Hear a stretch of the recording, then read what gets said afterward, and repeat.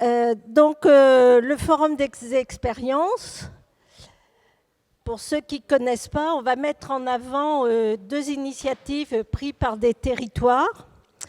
Et donc, le forum des expériences a une petite particularité, c'est quand ce sera votre tour de poser des questions, celle ou celui qui pose une question aura droit à une petite récompense gustative, gourmande. Par contre, j'ai 3 infos à vous donner avant de commencer. Dans votre petit dossier, vous avez un bulletin d'adhésion. Si vous voulez participer au tirage au sort, je peux vous dire qu'il y a 3 cadeaux sympas. Il faut remplir le bulletin d'adhésion avec ou sans chèque, si vous avez votre chèque, mais on vous réclamera le règlement après, et le déposer dans l'urne. Il y aura le tirage au sort ce soir, et si vous n'êtes pas là, ce n'est pas grave, on vous préviendra si vous avez gagné. Par contre, ce soir, au dîner, il y aura un jeu avec vos téléphones portables, donc venez bien avec. Et est-ce qu'il y a des personnes qui nous quittent en fin d'après-midi et à qui je n'ai pas remis le petit cadeau qui est enfin arrivé? Une petite pochette. Est-ce qu'il y a des personnes qui ne l'ont pas eu? Donc, Hélène, vous venez voir Hélène, notre présidente, et elle vous donnera là dans le petit sac blanc, là, la petite pochette. OK? Alors, je vous présente nos 2 intervenants.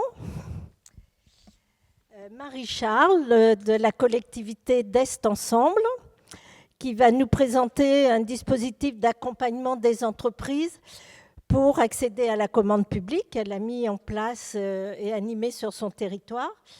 Et après, Martin Papot de RA Énergie, qui nous présentera ce qu'ils ont mis en place sur la zone aéroportuaire de Dunkerque. C'est ça?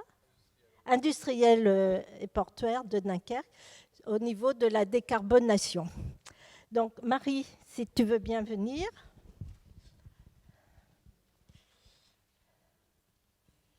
Je te lance ton PowerPoint.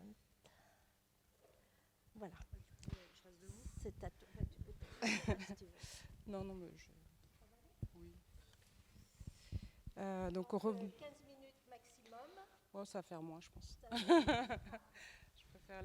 Je préfère les échanges. Oui, du coup, donc je me représente. Désolée, hein, je ne suis pas très à l'aise avec les micros. Donc je travaille comme je l'ai dit il y a quelques temps, enfin hier, à Est Ensemble encore pour 2 jours. Donc sur les questions développement économique au départ quand je suis arrivée à Est Ensemble. Et après, avec des restructurations également maintenant sur les questions d'emploi. Donc ça donne une belle occasion aussi, cette restructuration, de vraiment articuler les 2 politiques d'intervention. Mais en tout cas, voilà, quand je suis arrivée à Est Ensemble, moi j'avais dans mes postes précédents, notamment à Évry Centre-Essonne, j'avais travaillé sur les clauses sociales. Donc déjà, j'avais commencé à regarder un peu les notions de la commande publique liées avec les projets de rénovation urbaine. Et quand je suis arrivée à Est Ensemble, à la direction développement économique, sur les questions d'accompagnement aux entreprises, je me suis dit comment transposer ce que pouvait offrir la commande publique, donc ce qu'on avait fait sur les questions d'emploi, à la notion économique. Donc voilà. Donc ça, j'avais déjà ces réflexions-là qui commençaient à émerger. Donc parallèlement, en fait, on en a parlé un peu hier, pardon. On avait un club d'entreprise qui était aussi sensibilisé à ces questions, qui était quand même assez moteur en fait là-dessus, et avait vraiment envie de dire il y a les JO qui arrivent, nous on n'a pas envie d'être écartés pour avoir des mannes un peu économiques, on a envie de profiter aussi de ces belles occasions pour obtenir des marchés, il ne faut plus que ça se fasse comme avant et que ce soit les grosses boîtes qui emportent des marchés, nous aussi on a envie de profiter de ces belles opportunités. Et en même temps, il y avait aussi des réflexions propres à Est Ensemble sur la commande publique, il y avait il y avait des prémices en fait de réflexion sur comment adapter aussi la commande publique autrement que strictement par le biais des clauses sociales. Donc voilà, c'était un peu pour expliquer le genèse en fait du dispositif que je vais vous présenter. Mais juste pour rappeler, parce qu'on parle beaucoup, voilà, moi j'ai beaucoup cité Est Ensemble, mais pour ceux qui ne situent pas Est Ensemble, donc c'est un EPT, un établissement public territorial d'Île-de-France, donc l'EPT 8, qui a été fondé à la suite de la loi NOTRe, du coup, avec la création de la métropole du Grand Paris. Donc c'est un établissement public rattaché à la métropole du Grand Paris. Donc c'est un grand établissement puisqu'on a une population assez importante. Je crois que c'est la même chose à peu près à Plaine Commune. Et avec, je crois, Plaine Commune, Est Ensemble, on est resté dans les mêmes échelles en fait, d'intervention. On n'a pas, voilà, on n'a ni accueilli ni écarté de ville. Donc ça fait qu'on est le deuxième EPT après Plaine Commune, la plus ancienne. Donc c'est un territoire qui a connu énormément de mutations économiques, qui a vu venir sur son territoire beaucoup de grosses entreprises, voilà.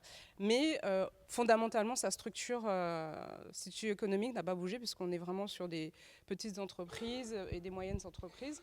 Et comme je disais, c'est un territoire qui bouge énormément. Bon, pour ceux qui connaissent un peu le 93, c'est aussi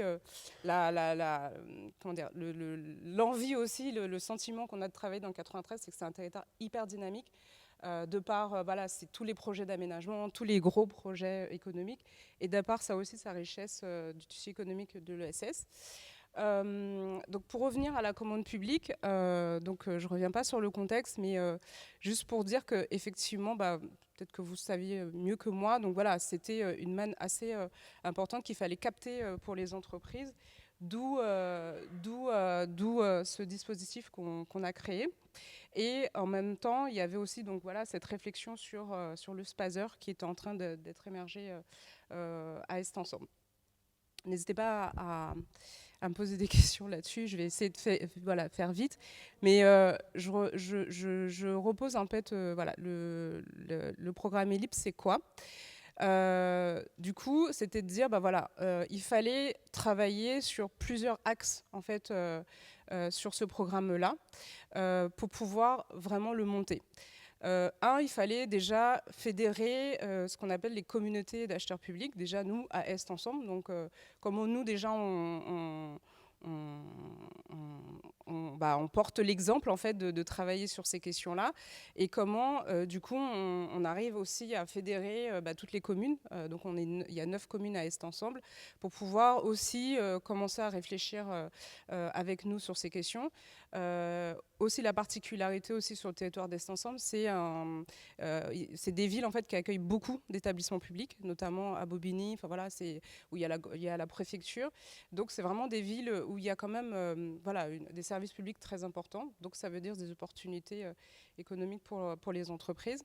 Donc il y avait cette première axe de travail hyper importante sur lesquels on s'est focalisé. Le deuxième axe, c'était de dire qu'il fallait former les entreprises, parce que l'un des premiers échanges qu'on a eu avec les entreprises, notamment via le club d'entreprise, c'était de dire que les entreprises n'avaient très peu de connaissances, en tout cas à l'époque, sur ce que c'était les marchés publics, est-ce qu'elles avaient le droit d'y accéder, comment, voilà. Donc c'était vraiment plein de questions diverses et variées qu'elles se posaient, et du coup, voilà, l'idée c'était de dire on va mettre en place des temps de formation avec différents axes de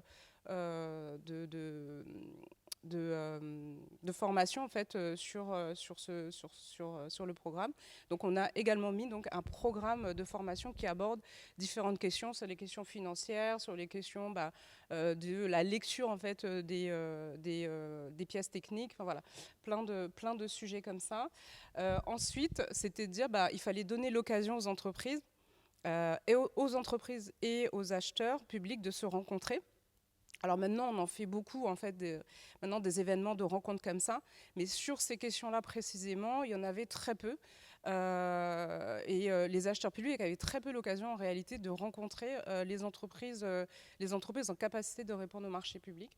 Donc là, en fait, c'était vraiment assez intéressant comme exercice dès le départ. Donc je vous expliquerai après, ça ne s'est pas fait comme ça non plus. Mais en tout cas, voilà, en 2018, on a commencé à émerger, à faire ça. Donc en termes de process, alors ce que je disais, moi, c'est voilà, plusieurs concours de circonstances, plus voilà, mes passés qui nous ont amené à créer ce dispositif. Donc au départ, en fait, moi, on n'avait pas de commande politique, voilà, c'est devenu comme ça. J'avais même pas de budget, j'avais rien. Et en fait, on s'est dit, bah voilà, on va y aller et après on verra ce que ça donne. Donc au départ, on s'est dit, bah voilà, la commande publique nous permet de faire des choses, allons-y, on teste. Donc on met en pratique ce que dit la commande publique. Après on verra si ça fonctionne ou si ça ne fonctionne pas. Donc on a fait la première édition des portes ouvertes à la commande publique sur un schéma très classique qui a bien fonctionné.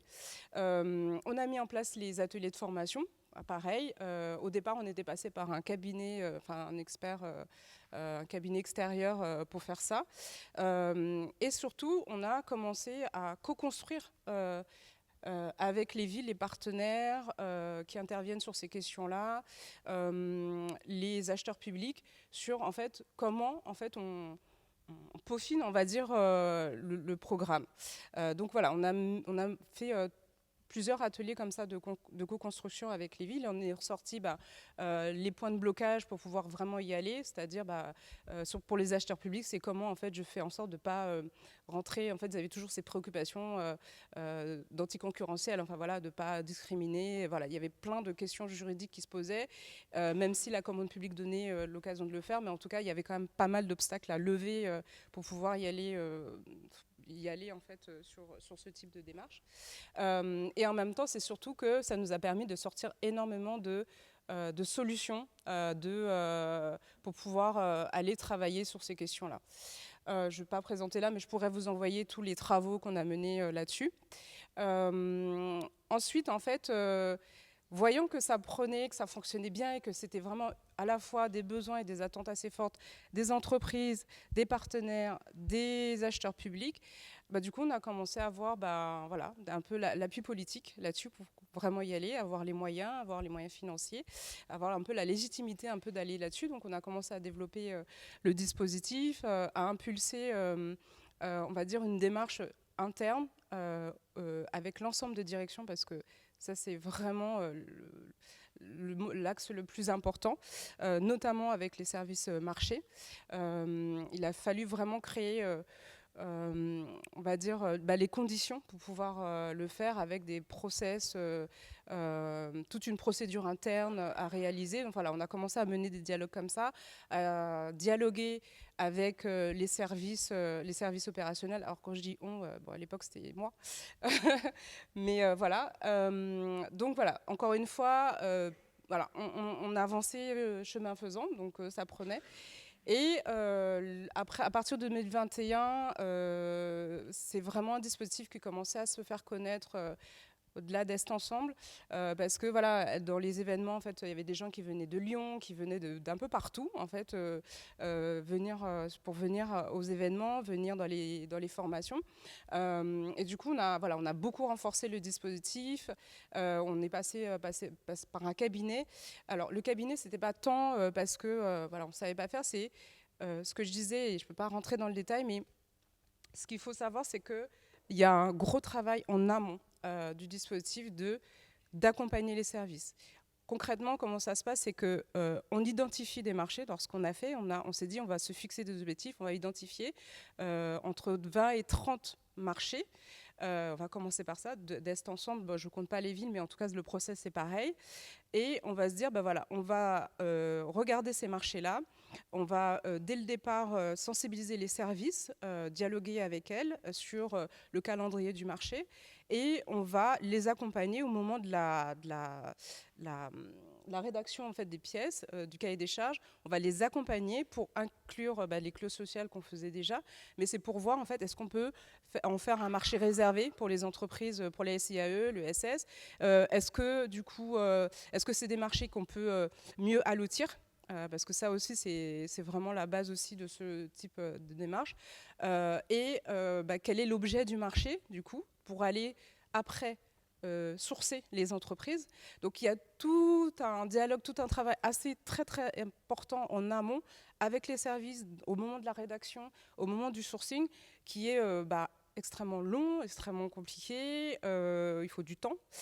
Et encore une fois, j'en parle où j'étais encore seule et c'était pas en fait à la base mes missions. J'avais mes missions, moi j'étais développeur économique, donc ça c'était à côté. Et du coup voilà, donc c'est vraiment une démarche assez pas complexe, mais qui prend beaucoup de temps, où c'est un travail fin qui a à faire avec les services de proximité. Donc il a fallu du coup passer par un prestataire pour le faire, parce que voilà, on n'avait pas encore les moyens humains pour le faire. Il fallait construire pareil, des référentiels pour aller sourcer les entreprises. Il fallait construire des process en interne. Enfin, voilà. Tout ça, c'est des temps en fait, qui ne se voient pas, mais qui construisent vraiment en fait, la démarche. Et ça, on a réussi à le faire vraiment petit à petit, qui nous permet, qui permet aujourd'hui au programme d'avoir une vraie stabilité, une vraie stabilité. Et surtout, en fait, c'est un programme maintenant, avec le temps, qui s'est fait, on va dire, en transversalité et en équipe. C'est-à-dire, pareil, en off, on s'est mis en équipe projet avec différentes directions, notamment la direction des achats, pour travailler collectivement le programme. On a mis des instances, en fait, des comitologies, en fait, pour pouvoir suivre le programme. Donc des comités techniques, et une fois par an, on a fait un comité de pilotage. Mais en tout cas, voilà, à chaque fois, ça a été un travail aussi, il faut l'avouer, de bonne volonté aussi des équipes des services. Et en termes de résultats, après, c'est des chiffres, mais pour dire que assez rapidement, en fait, on a eu de très bons résultats qui nous ont permis en fait, d'avoir un appui politique très très fort. C'est une politique maintenant qui est ancrée dans la feuille de route en fait, de cet ensemble, de notre élu au développement économique et d'emploi. Et ça, c'est encore une fois, c'est parti vraiment parce que voilà, c'est un dispositif qu'on a montré par la preuve en pratiquant que ça fonctionnait. Donc voilà, et pour finir, j'essaie d'aller vite, ce que je dirais, c'est que aujourd'hui, si un territoire voulait vraiment s'emparer de ces sujets-là, mais je l'ai dit petit à petit là dans mon intervention, je pense que voilà, il faut vraiment avoir quand même une stratégie, que la collectivité porte une stratégie achat, notamment via ce qu'on appelle le SPASER, là, le schéma d'achat responsable. Alors toutes les collectivités ne le font pas, mais en tout cas, voilà, il faut quand même avoir cette dimension-là de stratégie d'achat. Et surtout, le plus important, c'est vraiment de travailler main dans la main avec le service achat pour avoir une bonne visibilité sur les achats, la planification en fait, des achats, et bien s'organiser en interne, ce que je disais, même si ça doit se faire, il n'y a pas d'un moyen humain, mais en tout cas créer une sorte d'équipe projet transversale, et évidemment un portage politique assez fort sur ce type de politique. Merci Marie. Alors maintenant c'est à vous de jouer. Hélène, prépare les gourmandises et le micro, s'il te plaît. Alors, Anne-Sophie. Anne-Sophie, oh là, casse pas la présidente. Oui, Anne-Sophie Naudet, Pleine Commune. Donc dans mon équipe, elle est avec moi aujourd'hui. Isabelle travaille sur les retombées économiques locales. Elle a organisé fin juin une initiative d'achat public et privé. Et du coup, nous, l'objectif est d'aller plus loin sur la commande publique. Mais comment le travail s'est fait avec les 9 villes, le travail de, entre guillemets, nous, à notre commande publique, à l'EPT, on gère, mais comment, entre guillemets, convaincre de la plus-value pour les villes qui peuvent avoir d'autres priorités? Oui, en fait, ce que je disais tout à l'heure, dès le départ, une fois que l'axe, la première axe d'intervention, c'était de travailler ensemble. Du coup, alors c'était un travail qui a été fait au départ, d'aller voir chaque ville et d'expliquer un peu la démarche. Mais ensuite, rapidement, en fait, on a lancé l'idée de co-construire ensemble la démarche. On avait en tête des axes d'intervention, mais rien n'était en réalité très figé. Donc, en fait, on s'est tous réunis avec les villes. Alors toutes les villes que je me souvienne n'étaient pas présentes à ce moment-là, mais on a réuni toutes les villes en co-construction avec les partenaires pour échanger, pour dire voilà, comment on met en place cette démarche de commande publique. Après, je pense que c'était aussi le bon moment, le bon timing, parce que à ce moment-là, les villes se posaient déjà la question. Et il y avait des services, en réalité, qui faisaient un peu aussi la démarche d'aller chercher des entreprises locales, de travailler avec les entreprises de l'ESS. Et moi, dans le dialogue avec les services, beaucoup me disaient « Ah oui, non, mais moi, je suis passée par telle entreprise du territoire parce que c'était plus facile. Je suis passée par telle entreprise parce que c'est une entreprise, c'est une ESAT et que moi, ça m'intéressait. » Et en fait, mais je dis « Mais en fait, vous êtes déjà dans la dynamique, mais c'était pas posé, en fait, c'était pas officiel. » Et du coup, juste de dire ah oui, mais vous le faites déjà, donc ah oui, mais on veut aller plus loin. Donc j'ai envie de dire, voilà, c'était aussi le bon moment et le bon timing aussi, quoi. Alors, une autre question. Hélène,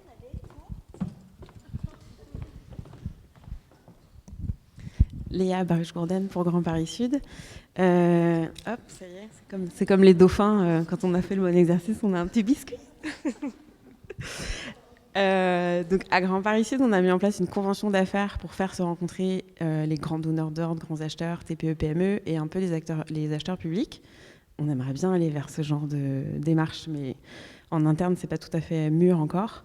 Et le contre-argument qui est opposé par les achats publics, c'est surtout mais non, mais nous, on peut pas rentrer en contact avec des entreprises. Comment vous avez levé ce frein-là il faut une égalité d'information pour tous les candidats. Voilà, comment vous avez levé ce frein-là ? En fait, oui. Alors, je ne vais pas rentrer dans le côté technique des marchés publics, mais en fait, les marchés publics, on ne déroge pas en fait, juridiquement au marché. Tout le monde connaît c'est quoi les 3 devis. En gros, vous faites, et beaucoup de nos marchés, en fait, c'est des marchés 3 devis ou des marchés, même des petits marchés. Et en fait, souvent, et c'est pour ça qu'on disait des marchés pour les TPE, PME, c'est que souvent, les marchés 3 devis, on en fait énormément. On envoie, on envoie notre demande à 3 entreprises. Et c'est là, en vrai, qu'on intervient le plus souvent. Et là, en fait, juridiquement, il n'y a rien, il n'y a pas de problème. Et souvent, les services soit vont toujours chercher les mêmes entreprises, soit ne savent pas. Et du coup, nous, la direction de développement économique, ce qu'on faisait, on disait, contactez-nous. Nous, on a les fichiers des entreprises, on les connaît un petit peu, on sait à peu près, on les connaît un petit peu. Contactez-nous d'abord et après, nous, on vous enverra une liste d'entreprises. La liste, ça peut être 20 entreprises, ça peut être... on évite 20 parce que du coup, c'est pas pertinent.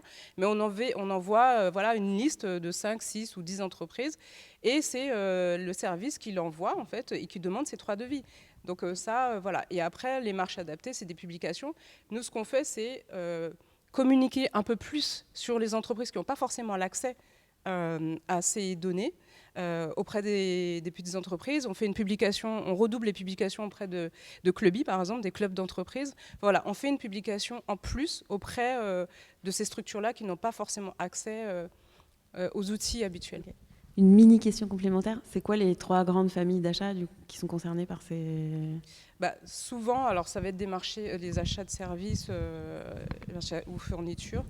Après, les marchés de travaux, c'est là où c'est plus complexe, en fait, sur les marchés de travaux. Et c'est la grosse difficulté. C'est notamment tout le travail qu'il y a à faire avec les bailleurs, où il y a des opportunités énormes, notamment sur les gros marchés de NPNRU. Là, on n'a pas encore réussi à enclencher le pas avec les bailleurs sociaux, parce que justement, c'est des marchés tellement énormes que donc c'est un peu plus compliqué. Oui, alors, rebonjour. Pardon ? Oui, alors moi je suis Nathalie Lesage-Guilbault, je suis développeur économique au sein de la communauté d'agglomération Le Cotentin. Et en fait, c'est pas vraiment une question, moi c'est plus un point d'attention supplémentaire. C'est par rapport au délai de paiement. Effectivement, par rapport aux commandes publiques, donc auprès des entreprises, c'est juste faire attention au délai de paiement parce que ça peut creuser poser des problèmes de trésorerie aux entreprises. Voilà. Et c'est souvent ce qui, de ce que j'entends, moi en tout cas, rebute un petit peu les entreprises. Donc juste mettre, moi je mettrai un petit point d'attention supplémentaire. Mais ça, c'est le problème de délai de paiement, pour le coup, c'est un travail qu'il y a à faire aussi avec les directions des finances et des marchés. Et d'ailleurs, lorsqu'on a lancé, une fois que le dispositif était bien connu par le service, justement, il y a eu un travail énorme pour réduire les délais de paiement. Et du coup, nous, on a beaucoup communiqué à Est Ensemble sur justement le fait qu'Est Ensemble a réduit énormément ces délais de paiement pour justement sensibiliser aux entreprises et qu'elles n'aient pas moins peur sur ces questions-là. Ouais. Je dirais que le respect des délais de paiement, justement, est un point d'attrait pour les entreprises à l'heure actuelle. Donc voilà, dans le contexte, récupérer de la trésorerie est un peu compliqué. Oui.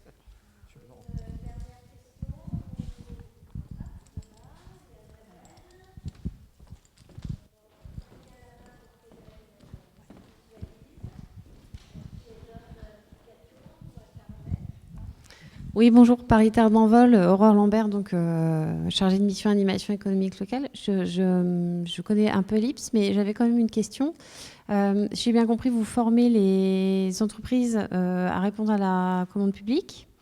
Je voulais savoir si vous étiez, tout à l'heure vous aviez dit être en relation avec les villes de votre territoire, si du coup les villes, elles vous communiquent l'ensemble de leur marché, ou seulement vous dirigez les entreprises sur des liens où elles vont retrouver les marchés, ou si vous arrivez à récupérer les marchés des villes.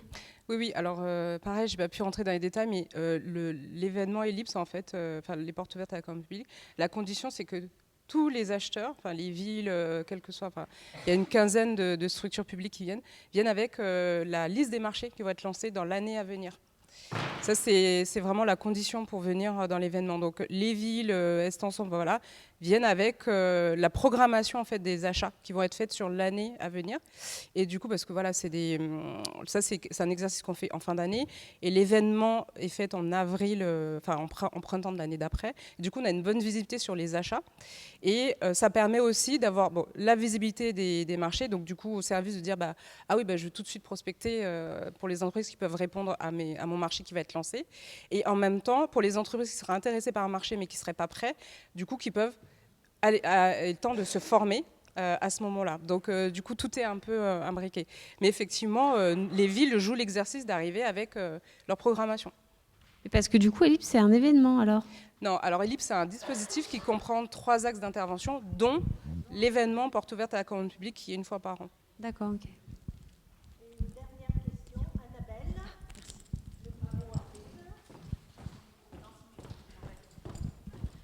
Merci. Un petit caramel plutôt, moi. Donc, Annabelle Grandville-Terre-et-Mer, j'ai une petite question. Au-delà de permettre aux entreprises, finalement, d'avoir accès à la commande publique au niveau local, est-ce que c'est un outil qui pourrait être mobilisé pour accompagner la transformation de l'offre des entreprises ? J'ai un exemple très, très bête. C'est que nous, sur notre territoire, quand on a lancé notre projet alimentaire territorial, trouver des traiteurs qui travaillent en produits locaux et en zéro déchet, on s'est un peu arraché les cheveux.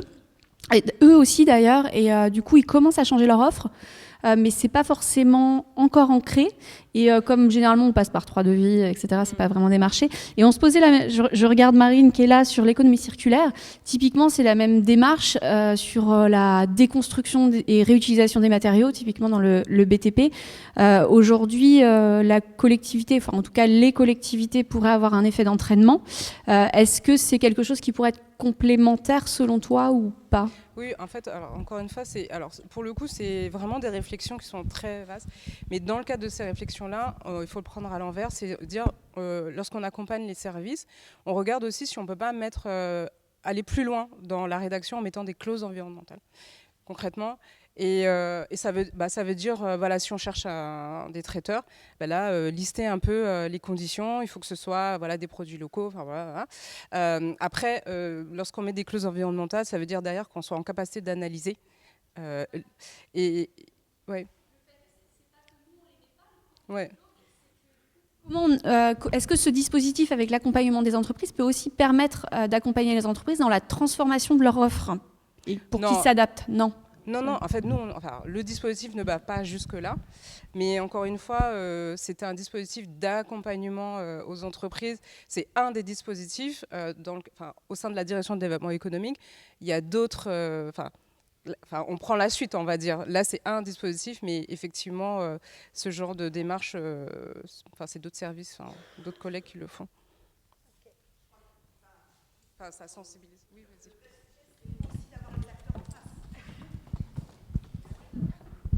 Oui, pardon. Donc le vrai sujet, c'est aussi d'avoir les acteurs en face et d'avoir du coup sur son tissu des acteurs qui sont en capacité de répondre à ces clauses, qu'elles soient sociales ou environnementales. Ouais. Et la taille des marchés. Donc ça demande en parallèle de travailler à faire grossir des acteurs et à ce que ces acteurs soient en capacité du coup d'y répondre. C'est le but aussi du programme, c'est de faire, via les marchés publics, faire grossir aussi des acteurs en leur permettant d'accéder. Mais encore une fois, tout est dans tout, quoi. On est d'accord. Okay. Merci Marie, je crois qu'on peut applaudir Marie.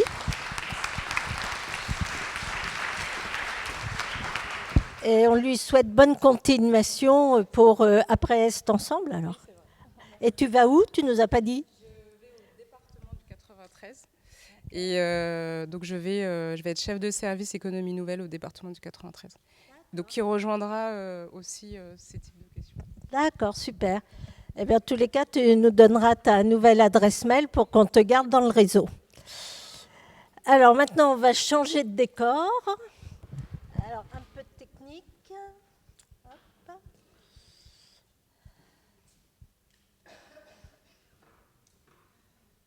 Ah non, c'est pas...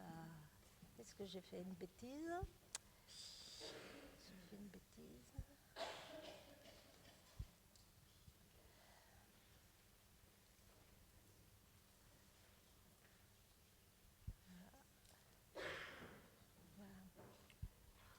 Bon, parfait. Ok, donc Martin va nous présenter ce qu'il accompagne au niveau de Eura Énergie. On peut dire la ZIP, c'est plus court. Ah, ZIP. Bon. Non, la ZIP, zone machin, voilà.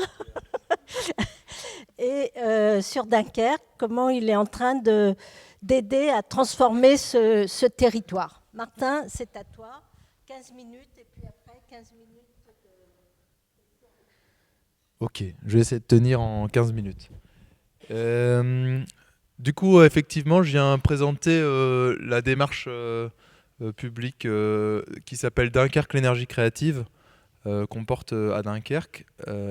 Et moi, je travaille au sein du GIP Eura Énergie qui porte cette démarche pour le territoire.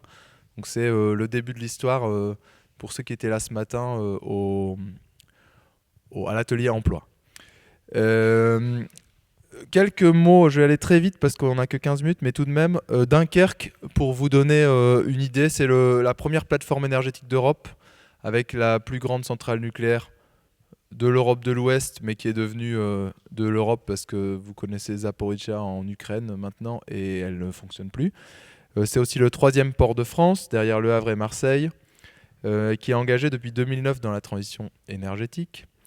Un pionnier de l'écologie industrielle, on en reparlera tout à l'heure, mais dès les années 60, dès l'implantation d'ArcelorMittal à Dunkerque, on a développé l'écologie industrielle et ensuite la première association de promotion de l'EIT a vu le jour à Dunkerque en France, a vu le jour à Dunkerque en 2000, c'est Ecopal. Donc ça c'est aussi des caractéristiques du territoire qui vont nous servir pour la suite. La plus grande agglomération européenne avec un bus 100% gratuit pour tous. Donc ça, voilà, c'est pas le sujet aujourd'hui, mais on pourrait en parler longuement. On a le label 5 étoiles de l'ADEME sur territoire engagé. On a eu, ça par contre, ça va nous concerner, territoire d'innovation. Donc on en a parlé ce matin, TIGA, au début peut-être que vous connaissez plutôt sous le nom de TIGA, qui était un programme France 2030, 2018-2019. Donc on est un des 24 territoires lauréats. Et on est aussi lauréat de territoires d'industrie et de zones industrielles bas carbone. Donc c'est des programmes de l'État qui permettent d'obtenir des subventions pour le territoire et qui ont largement structuré la démarche Dunkerque l'énergie créative. Et on a aussi été lauréat de la AMI Union européenne 100 villes climatiquement neutres pour 2030. Mais pas de la suite où on était dans les 30 villes pilotes. Pareil, pour faire un état des lieux, Dunkerque, ça a été complètement détruit pendant la Seconde Guerre mondiale. Il y a eu 2 sièges, une fois à l'aller et une fois au retour. Donc à la fin, il restait 300, je crois, ou 500 habitants à Dunkerque. Et en fait, le gouvernement du général de Gaulle a décidé d'accompagner la reconstruction de la ville en y construisant ce qu'on appelle l'industrie sur l'eau, donc la sidérurgie, la métallurgie. Donc vous voyez un plan dans les années 50. Tout ce qui est en violet, c'est les activités industrielles et portuaires. Et puis vous voyez le plan au début des années 2010. Et encore, si j'ai pas le dernier, mais c'est encore pire. Enfin, vous verrez, c'est encore mieux. C'est encore plus violet, on va dire. Mais bon, il y a quand même pas mal de villages à l'est du territoire qui n'ont plus du tout d'accès à la plage et à la mer, avec le port qui a commencé sur la partie de Dunkerque, la ville centre, et puis qui se développe de plus en plus vers l'ouest pour accompagner la taille des bateaux qui augmente, et donc on creuse un port plus profond et plus large. Donc c'est pour mettre un peu en contexte le territoire.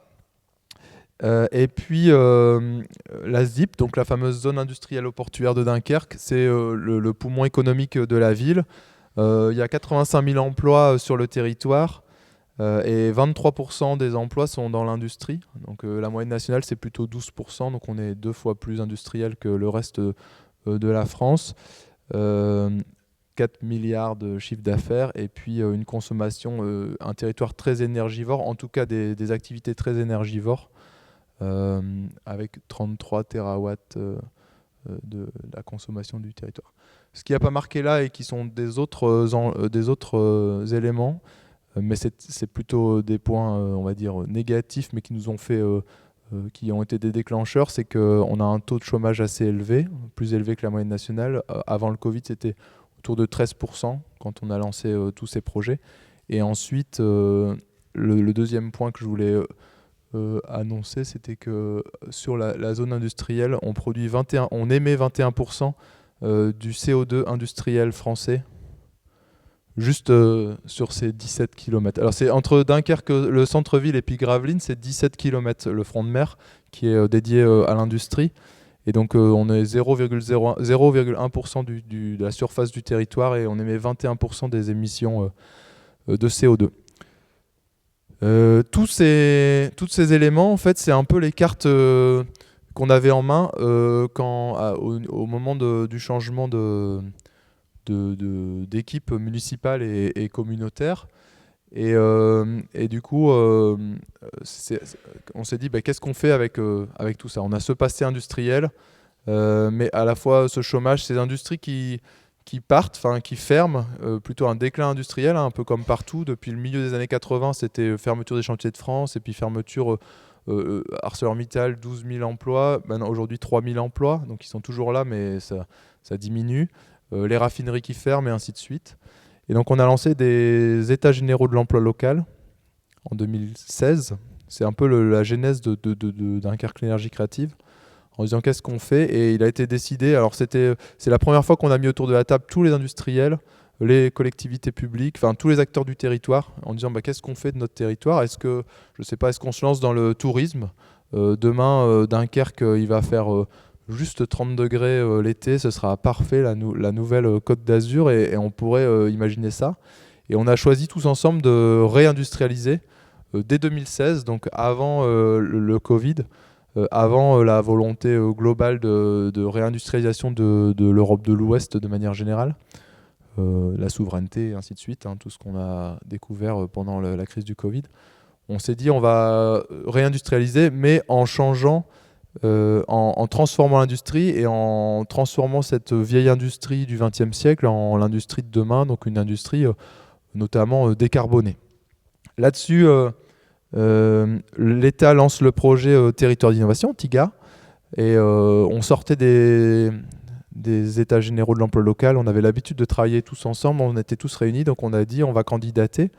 Et donc ça a été la suite, c'était créer vraiment cette communauté d'acteurs, les entreprises, le GPMD, la communauté urbaine de Dunkerque, la région, qui porte notamment l'action REV 3 dans les Hauts-de-France, donc troisième révolution industrielle. Et puis aussi le monde de l'éducation. On a une université à Dunkerque, donc l'ULCO. Voilà, tous les acteurs du territoire étaient déjà réunis. On a continué, on a candidaté et on a été lauréat de TIGA en 2019-2020. Et ça a créé le GIP Eura Énergie qui m'embauche donc et qui a pour objectif, pour mission de animer, accompagner, piloter la transition industrielle du territoire. Donc on est créé par la communauté urbaine, qui est notre principal donneur d'ordre, oui, financeur aussi, et qui a été créé pour notamment piloter ce projet TIGA. Mais maintenant, comme vous l'avez vu tout à l'heure, on a aussi ZIBAC, Zone industrielle bas carbone, territoire d'industrie, qui structure la démarche. L'idée, c'est de donner une direction au territoire, de faire en sorte que tous les projets qui arrivent sur le territoire ne soient pas juste des projets qui viennent s'implanter les uns à côté des autres, mais qu'il y ait une certaine cohérence, de continuer à faire travailler les gens ensemble, d'aller les accompagner dans les demandes de subventions, c'est-à-dire que c'est des projets qui coûtent très cher. Là, l'ensemble des projets, c'est 30 milliards d'investissements sur le territoire. Et donc, il faut aller chercher de la subvention à la région, à l'État ou à l'Europe. Et donc, Eura Énergie agit un peu aussi comme un lobby qui représente l'ensemble des acteurs. Quand un acteur dépose un dossier, on est là pour dire, alors lui, il dépose ça, mais en fait, c'est parce qu'il fait partie de quelque chose de plus global et où on va tous dans la même direction de la décarbonation, de la transformation de l'industrie. Les projets, donc je vous disais 30 milliards d'investissements, on peut les répartir en 3 grandes parties. Il y a les 2 EPR, le EPR2, celui qui fonctionne. Donc ça, c'est 17 milliards d'euros. Ensuite, il y a la filière de la batterie avec 2 gigafactories. Le numéro 9 en bas là, et le numéro 13. Donc le numéro 9, c'est Vercor. C'est une start-up grenobloise qui a moins de 3 ans, qui va ouvrir sa première usine à Dunkerque. 1200 emplois pour donner des batteries qui vont être vendues à Renault. Et puis depuis quelques mois, il y a aussi Prologium, le numéro 13, qui est une entreprise taïwanaise qui va faire des batteries 4e génération, donc des batteries solides. Là, c'est 5 milliards d'euros d'investissement et 3000 emplois.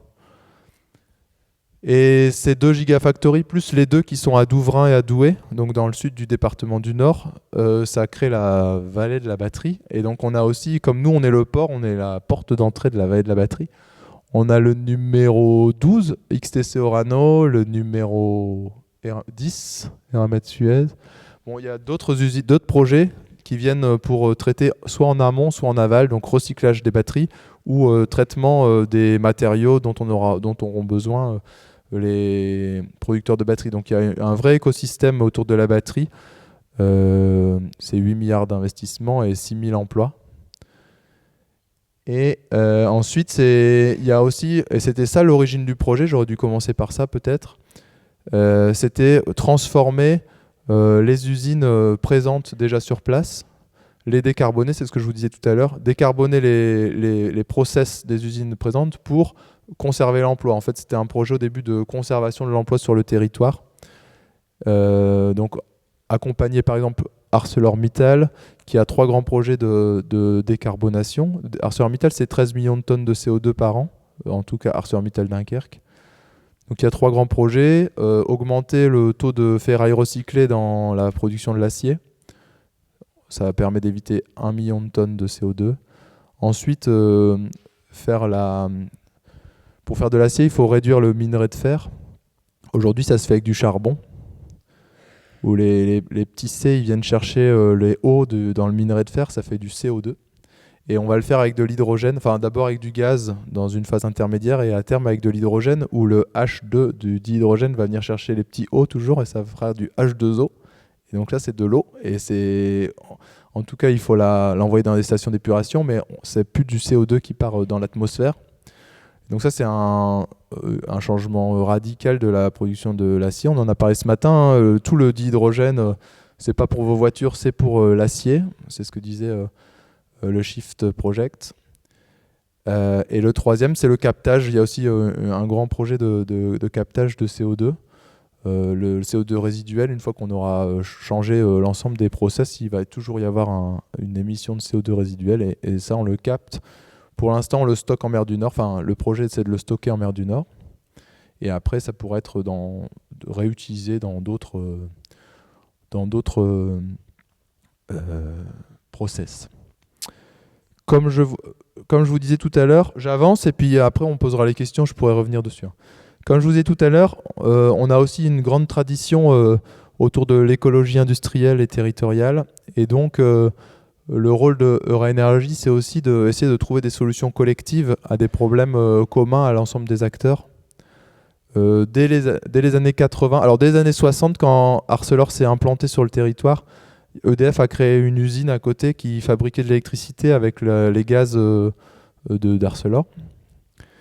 Dans les années 80, on a un réseau de chaleur urbain qui récupère la chaleur fatale des hauts fourneaux d'Arcelor pour chauffer 6000 logements sur le territoire, plus l'hôtel communautaire, l'hôpital, la piscine, enfin pas mal d'équipements publics. Et aujourd'hui, Eura Energy, avec le GPMD, a porté un projet de autoroute de la chaleur. Par exemple, c'est pour illustrer un peu ce qu'on peut faire. Donc c'est un réseau de chaleur, mais industriel cette fois-ci. Comme je vous disais tout à l'heure, depuis de nombreuses années, il y a des projets d'écologie industrielle, donc de partage de ressources. Mais c'était souvent des partenariats bilatéraux, où on venait mettre l'usine juste à côté souvent d'Arcelor en l'occurrence, mais juste à côté, on faisait un tout petit tuyau entre les deux, parce que ça coûte très cher les tuyaux. Et puis on échangeait les données. Il y a Ecosem par exemple qui récupère les laitiers d'Arcelor pour faire du ciment bas carbone. Et là l'idée c'est d'avoir des projets collectifs, donc c'est de faire un réseau de chaleur industriel.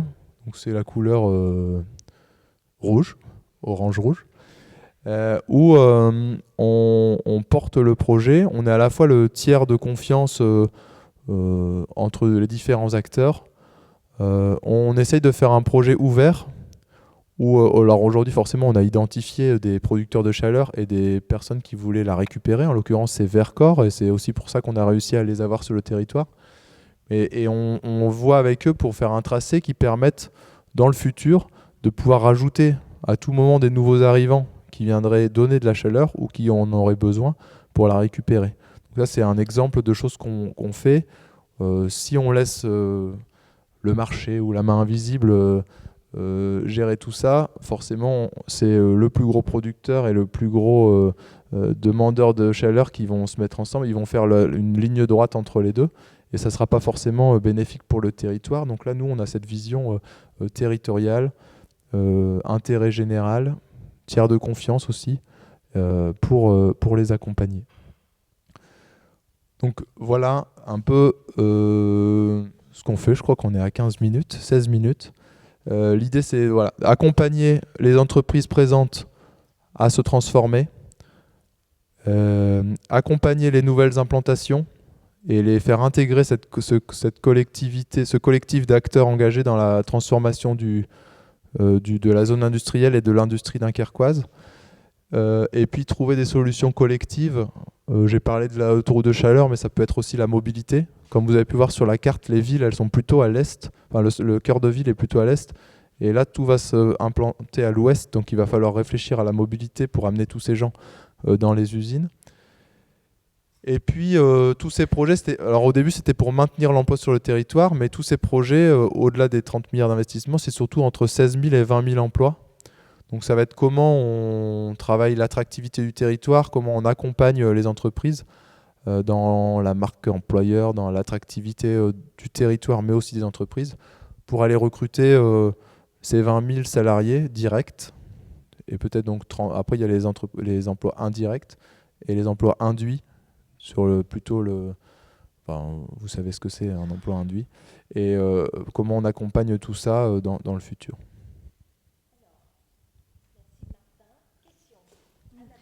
Ouais. Oui, bon, Annabelle. Alors, non, Ouais. du coup, un gâteau, parce que j'en ai eu plein les dents. Merci. Merci. J'ai une question, mais qui est un petit peu provocatrice. Comment dire, ce matin, tu évoquais... Non, mais ça va, Oui. rassure-toi. Hein. Ce matin, tu évoquais la fermeture des usines, finalement, dans les années 80 et le traumatisme que ça... Oui. Voilà, que ça a provoqué. Là, quand tu annonces des usines à 1200, 3000 emplois, etc., finalement, vous recréez ce qui s'était passé dans les années 50-60. Est-ce que ce traumatisme est, comment dire, soigné, je ne sais pas si c'est le terme, mais moi, je sais que j'ai travaillé en Picardie, précédemment, où on a eu les délocalisations, les fameuses délocalisations boursières, où les usines fermaient, les machines... Alors, je sais bien qu'on est en sens inverse, mais les machines partaient en Chine, etc. Et on avait des entreprises un peu nouvelles qui reprenaient, qui fermaient finalement pas longtemps après avoir obtenu pas mal de subventions. Et moi, c'est vrai que j'en suis restée un peu traumatisée. Et quand j'entends des startups, etc., ça reste du start-up, 1200 emplois, etc. Donc, Oui, voilà, ils viennent de lever 2 milliards d'euros là. Oui, mais c'est pas parce qu'ils ça lèvent 2 milliards n'empêche. d'euros que c'est... Oui, non. Non, mais du coup, c'est comme je sais que tu as la relation à l'habitant, c'était Oui. plutôt ça ma question.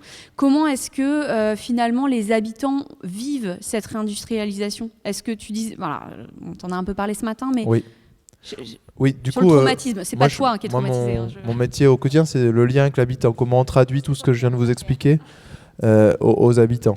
Alors, il y a une vraie volonté de miser. J'en parlais tout à l'heure aussi ce midi, c'est qu'aujourd'hui, le fait qu'on ait lancé la décarbonation, la réindustrialisation en 2016, a priori, on avait un peu d'avance sur tout le monde et que notre territoire est devenu ultra attractif. Pour d'autres raisons, c'est le fait qu'on soit un port. Par exemple, sur la veille de la batterie, la Mont-Laval, ils vont pas aller à Douai, ils vont plutôt venir à Dunkerque parce qu'il y a le direct connexion avec le port. Le fait qu'il y ait l'énergie partout, c'est-à-dire que là, il y a 6 tranches de 900 MW, plus les 2 EPR2, plus un champ éolien offshore qui va arriver. Donc, c'est comme on le disait aussi, le Shift Project, c'est en fait électrification de tous les process. Donc aujourd'hui, ils savent qu'aujourd'hui, à Dunkerque, ils vont avoir de l'électricité. On travaille aussi beaucoup avec RTE qui va tirer des lignes directement dans les usines, des 400 000 volts directement de la centrale à l'usine quasiment. Et puis, il y avait une politique de territoire clé en main. C'est-à-dire que le port avait adapté tous ses territoires, avait fait toutes les demandes administratives, des minages, parce qu'il y a eu la guerre, des pollutions, les fouilles archéologiques et ainsi de suite. Donc ils ont gagné 1 an et demi quand ils viennent à Dunkerque, parce qu'il y avait même un poste Enedis qui était construit pour raccorder l'usine directement. Donc ça, c'est pourquoi on est attractif aujourd'hui. C'est tous ces enjeux-là. Ce qui ça me permet d'arriver, c'est qu'aujourd'hui, quand le GPMD fait un AMI pour un terrain, il a entre 10 et 12 candidatures d'usines. Sachant qu'avant, on a passé 20 ans à aller chercher des usines et quand il y en avait une qui arrivait, on était content. Donc aujourd'hui, on peut aussi se permettre de choisir. Et on choisit plutôt des secteurs. Alors, a priori, la batterie, ça va peut-être pas durer 500 ans, mais la voiture électrique, en tout cas, c'est parti pour au moins le 21e siècle. Ce sera peut-être pas l'usine du 22e siècle, mais au moins là, on est parti pour plusieurs années. Et donc on essaye de choisir des secteurs porteurs et de se tourner, c'est ce qu'on appelle l'industrie de demain ou l'industrie d'avenir, pour pas avoir forcément des... On a plutôt fermé les raffineries et ouvert des usines de batteries de voitures électriques.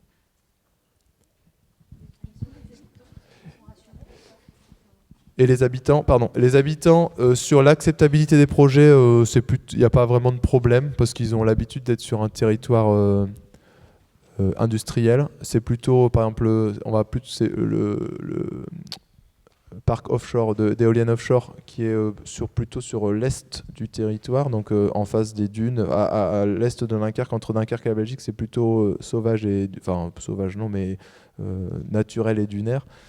Et il va plutôt être à l'est, et c'est là où on a plus d'opposition qui reste mesurée, mais l'opposition, parce que l'horizon, la mer, c'était encore un territoire assez vierge, alors que là, finalement, les usines, elles viennent s'implanter au milieu des autres usines.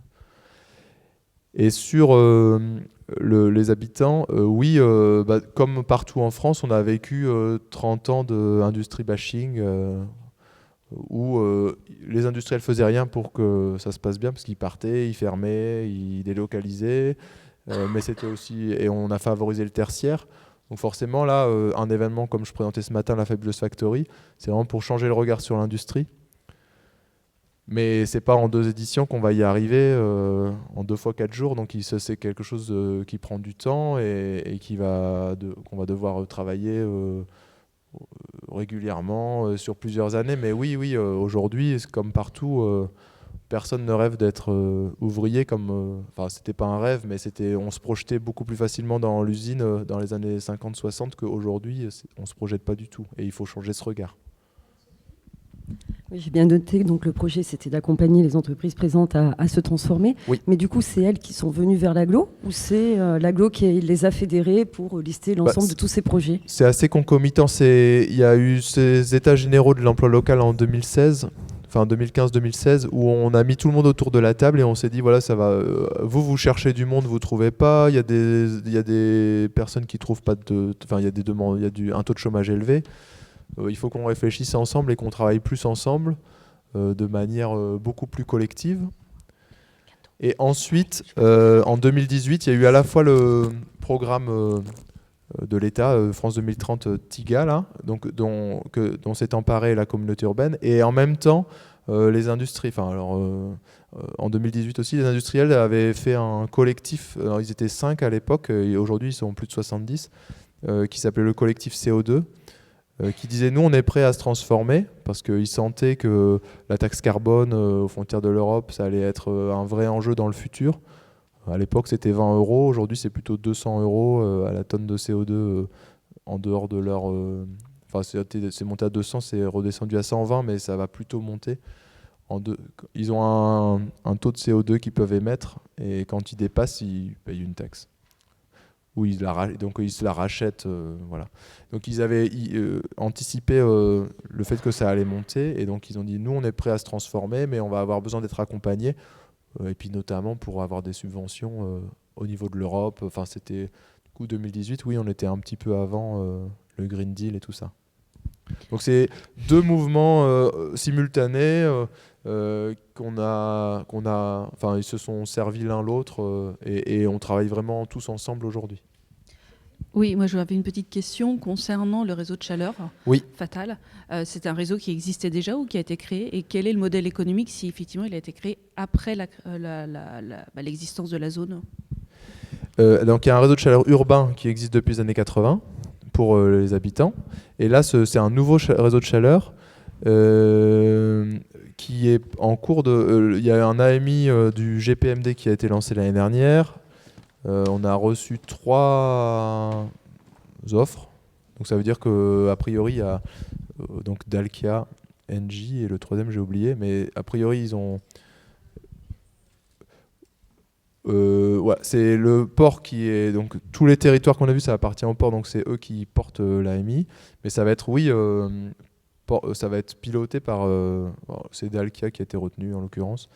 Et nous, on s'assure, on est le pilote et l'opérateur, donc on s'assure, enfin pas l'opérateur, mais on s'assure que sur le tracé, sur l'ouverture, enfin en tout cas dans le cahier des charges, c'était fait en sorte qu'on puisse toujours venir ajouter des nouveaux émetteurs ou récepteurs de chaleur dans le projet, mais ça va être un privé. Et le fait qu'il y en ait 3 qui aient répondu, on avait fait des études avant, hein, forcément, des études de faisabilité, mais ça montre qu'on n'était pas trop loin, c'est-à-dire qu'eux, ils y ont trouvé un marché et un business plan. Oui. Donc Anne Schmitter, Coutances, Mer et Bocage, la communauté de communes voisine d'ici. D'abord, merci à Dunkerque de fabriquer toutes les batteries qu'on va utiliser demain dans notre vie quotidienne. Et j'avais une question. Donc sur ces 16 à 20 000 emplois, oui. 16 000 à 20 000 emplois, est-ce que ce sont des emplois nouveaux ou est-ce que c'est des salariés qui vont évoluer donc, et derrière, la question en arrière-plan, c'est est-ce que du coup, ça veut dire que Dunkerque va accueillir 16 à 20 000 actifs en plus sur son territoire? Et question subsidiaire, comment va-t-elle les loger? Alors, c'est 16 à 20 000 créations d'emplois. Donc à côté de ça, il y a les structures qui sont déjà là, qui représentent, on l'a vu, 25% des emplois. Par exemple, Aluminium Dunkerque ou Coca-Cola, ils sont venus en 89 et en 92. La première génération d'employés, elle est à la retraite dans les 3 prochaines années. Aluminium Dunkerque, ils ont un quart de leurs effectifs qui partent à la retraite dans les 5 prochaines années. Donc en plus des 20 000 emplois créés, on a aussi le renouvellement naturel des générations. Ça, c'était la première question. Ensuite, là, on commence à sensibiliser, à embarquer. Là, quand je dis on essaie d'embarquer la population, ça s'adresse avant tout aux Dunkerquois. Enfin, quand je dis Dunkerque, c'est la communauté urbaine, 17 communes, 200 000 habitants. Mais ça ne va pas être suffisant. Prologium, ils sont arrivés au mois de mai. XTC Orano, Eramet Suez, c'était cet été. Donc tous les mois, on a 1000 emplois en plus. Donc on adapte au fur et à mesure. Là, on va aller à Calais. On a fait territoire d'industrie. On est 4. Il y a un nouvel appel au territoire d'industrie là. On a répondu. On est 4 collectivités à répondre. Donc on élargit à nos voisins immédiats. Ce matin, j'expliquais, on a fait un événement pour sensibiliser les jeunes au métier de l'industrie. On a été toucher les collèges et des lycées dans le bassin de miniers, bassin lillois. Mais ça va à mon avis, ça va pas être non plus suffisant. Et on en parlait aussi ce matin avec le Shift Project, mais où je pense que c'est ça, mais ça va être après, alors des Italiens, des Espagnols, ils disaient, ou des Roumains, ou des Bulgares, je sais pas, on verra bien, mais il va falloir aller chercher un peu plus loin. Je pense que à Dunkerque, il n'y aura pas assez de personnes pour ces 20 000 emplois. Oui, et donc, on travaille aussi aujourd'hui sur toutes les questions de logement et de mobilité.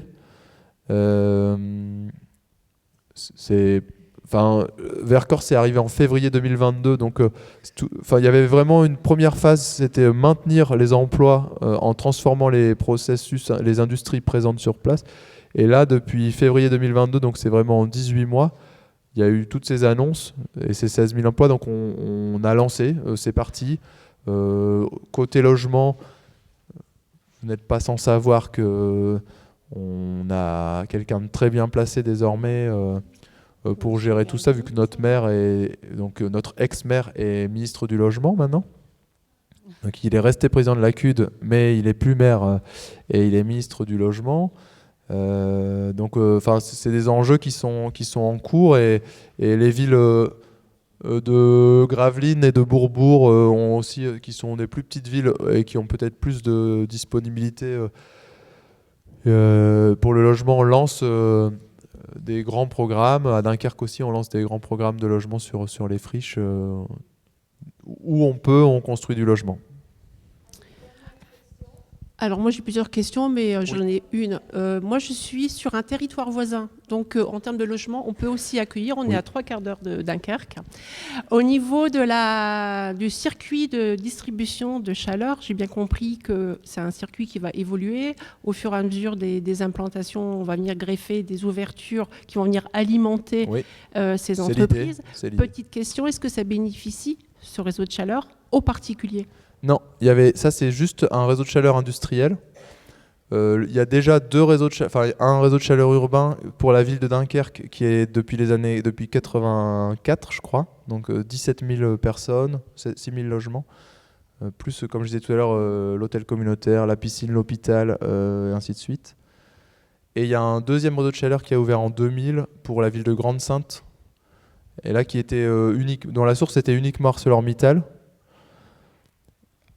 Sachant que le réseau de qu'on a raccroché au CVE, par exemple, Centre de valorisation des déchets énergétiques, et à une autre entreprise qui s'appelle Daudruy, qui est plutôt pas loin. Donc le CVE, c'est le numéro 20, et à côté du numéro 20, là, il y a une autre entreprise, Daudruy, qui émet aussi de la chaleur fatale. Donc on essaye de diversifier les sources aussi pour le réseau de chaleur urbain. Mais cette autoroute de la chaleur, c'est un réseau uniquement industriel. Qui est destiné du coup à ça va partir le plus gros émetteur c'est Ferroglobe qui est entre le 10 et le 11 et le plus gros client c'est le 9, c'est Vercors. Donc c'est quoi, c'est à peu près une vingtaine de kilomètres? Non, c'est 15 km entre le port Est et le port Ouest, c'est plutôt une dizaine de kilomètres. Ok, merci. Merci Martin, je crois qu'on peut applaudir pour toutes ces explications.